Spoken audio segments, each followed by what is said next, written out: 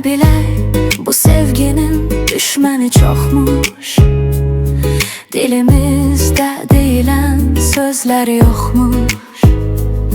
İki qəlbi bir etdi, axı nə oldu? Baxıllığın qara nəfəsi bizi ayırdı. Biz ikən bir idik, baxışlar bir ünvan. Hər kəs bizə baxırdı, qəlblər o dalov. Deyirdilər nə gözəl yaraşır bunlar. O gözlərin həsədi bizə gətirdi bəla. İndi sən ayrı, mən səndən tək ayrı. Dodaqlarımda qalıb adının səsi. Qaldım tənha bu küçələr darışqal. Qəlbimdə ağrıyır o qırıq nəfəsi. İndi sən ayrı, mən səndən tək ayrı. Dodaqlarımda qalıb adının səsi.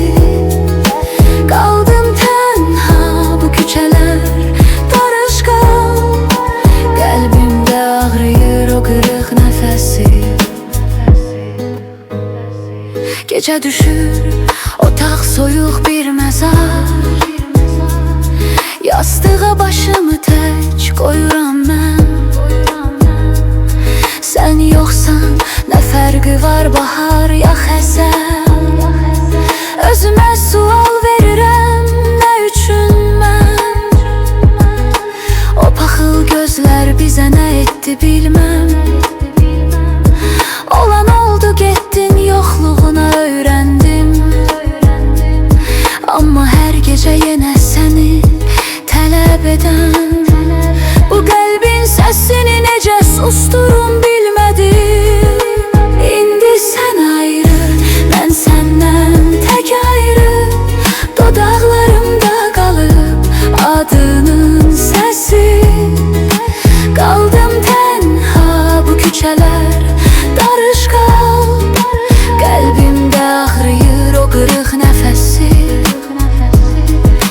İndi sən ayrı, mən səndən tək ayrı.